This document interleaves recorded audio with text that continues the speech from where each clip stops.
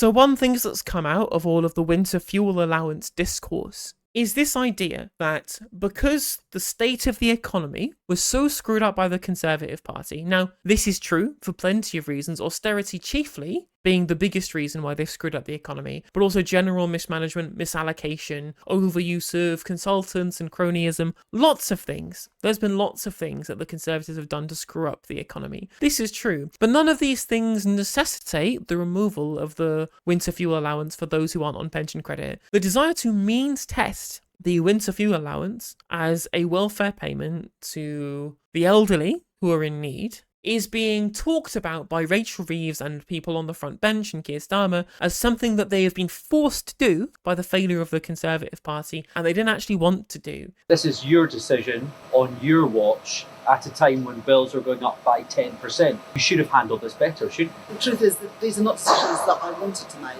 but these are decisions we've had to make given the inheritance that we faced from the Conservative government, and there'll be more difficult decisions to come in the budget later this year. It's a stark reality after the mess that the previous Conservative government had left this Labour government to inherit. It means difficult decisions, but without difficult decisions, we're going to face serious problems with our public finances. I will not take the risks that the Conservatives have taken previously that would put our economy in danger and would make it difficult to finance government spending.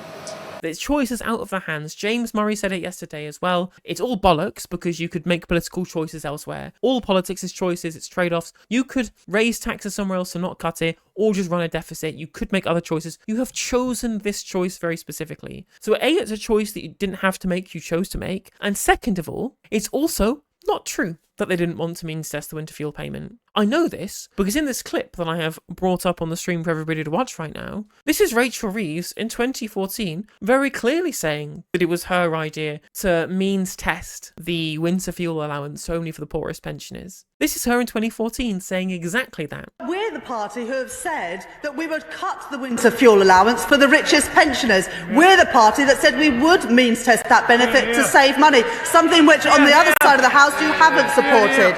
So the reality is we're the party who are willing to take tough decisions to get the welfare bill down. Tough decisions to get the welfare bill down. Sounds a bit George Osborne to me. So when Rachel Reeves says, we didn't want to cut the winter fuel allowance, we've been forced into doing it, it's just a lie. It's a total and utter lie. She did want to cut it. She wanted to cut it in 2014 and she wants to cut it now. This means test has been a long-term desire of Rachel Reeves. Although, if you ask the Rachel Reeves from 2017, apparently not. This time again, it's Labour who will stand up for pensioners defending the triple lock and winter fuel payments. Who is it? Who is it, Rachel Reeves? Will the real Rachel Reeves please stand up? Who knows? Who knows who the real Rachel Reeves is? She could live somewhere else. And again, just a bunch of stuff in terms of the welfare bill under George Osborne that's been a sore spot for the Labour right, and they're rehashing the beef 9 years later. It's pretty petty, but then again, these are very petty individuals, incredibly petty individuals, so there you go, there you go. That's not the only lie that's been caught up from Rachel Reeves. Now, friend of the show, Maximilian Robespierre, I'm going to shout him out for being the person to bring this to my attention. It was a pretty eagle-eyed spot of his. I will link the video in the description for you to go and watch him in your own time, should you wish to want to hear his analysis of this little clip. But let me bring it up 1 second. Well, the SNP government is as guilty as the Conservative government of spending more than they were bringing in. And now the Scottish government are having to make difficult decisions. Anna Sarwar and the Labour opposition in Scotland were warning the SNP about the unsustainable situation they were in. The SNP refused to listen. They made decisions that were not sustainable, and now it is Scottish people who are paying the price for the decisions of the Scottish government.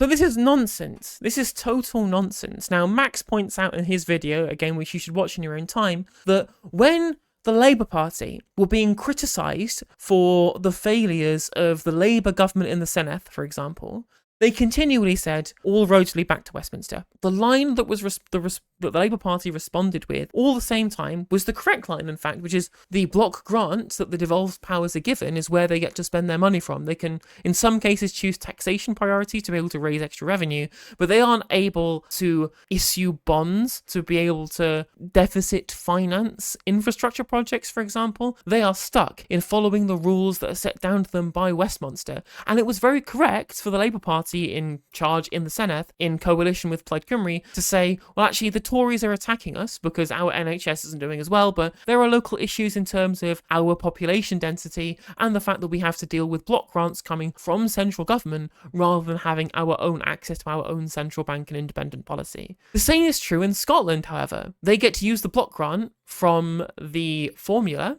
and that's their lot. And so Rachel Reeves is here going, well, in the case of Wales, it's all down to Westminster, unfortunately. The Tory budgets have meant that the Labour government, the Senedd, is hands are tied. Scotland? Oh, that's where the SNP are in power. Oh, actually, it's all the SNP's fault. It's all the SNP's fault for spending more money than they'd be taking in, even though the block grant isn't a devolved power. Taxation is, and they've been using progressive taxation to mean that they have extra money coming in to spend on day-to-day expenditure, and it's good that they do that. I'm a big fan of the SNP's progressive taxation policy. Big fan. Yet, for Rachel Reeves to try and claim that suddenly Westminster is completely blameless in this instance and it's all the evil SNP over in Scotland, their biggest rivals, amusingly, 61% of Scottish people think that the Labour Party doesn't understand the issues that Scotland faces. Maybe you shouldn't have voted for them then. Maybe you should have voted for the SNP or the Green Party instead in Scotland, for people who actually care about the independence for Scotland and independence from Westminster setting these budgets. But it's just me thinking that. The Labour Party just cannot hold a consistent position on anything. What's that? They've taken a very specific position that's good for them electorally, even if it's just a pile of nonsense. I'm shocked. So remember, when one of the big things in the run-up to the election was the Labour Party U-turning on their pledge for £28 billion of green investment capital per year, of public investment very specifically, and they U-turned on this. They gave the reason at the time. Rachel Reeves said this in an interview with Krishna Gurumurthy, I remember it very clearly, because we covered it on the channel, saying that, well, the public finances have changed and we cannot afford to do this. We are standing down this commitment because the public finances are not in the position to do this fiscal expansion. You have decided not to pledge up to 28 billion a year, whether immediately or by the end of the next Parliament, into your green investment plan. You can't make that commitment anymore, can you? Well, the Conservatives crashed the economy and sent mortgage rates and the cost of government borrowing soaring, and that does change what will be possible for an incoming Labour government. They told us openly that it was about the economy not being in a fit state to do the investment. They briefed to the press that it was being done optically to make sure that wasn't a noose around their neck coming up to the election. But it's just leaked that this wasn't the reason why they cut down the public investment level in their GB Energy Green Transition Fund. Turns out, in reality, the reason why they cut their public investment for GB Energy is that when Rachel Reeves was in Davos, hanging around with the capitalists at the World Economic Forum, the Green Finance Institute, a government-backed body that helps create and promote pro-environmental financial products in the UK, had grown increasingly concerned about Labour's £28 billion green investment pledge. Somebody called Rhiannon Marie Thomas made a pitch to Rachel Reeves, saying that the party should not have even considered using that much taxpayer cash. Instead, it should engage with private investors who are already keen to pour money into big green projects. I was very frustrated, Thomas recalls, and I said as much. So actually, it wasn't that the country couldn't afford it. It wasn't that they thought it would have been bad for campaigning during the election. It's because the big wigs from the financial sector, the green financial sector, but from the financial sector nonetheless, lobbied Rachel Reeves at the conference of billionaire capitalists to try and make sure that they were doing their policy more for the interests of billionaire capitalists than of the public interest. There was no economic reason for this. There was no electoral reason for this.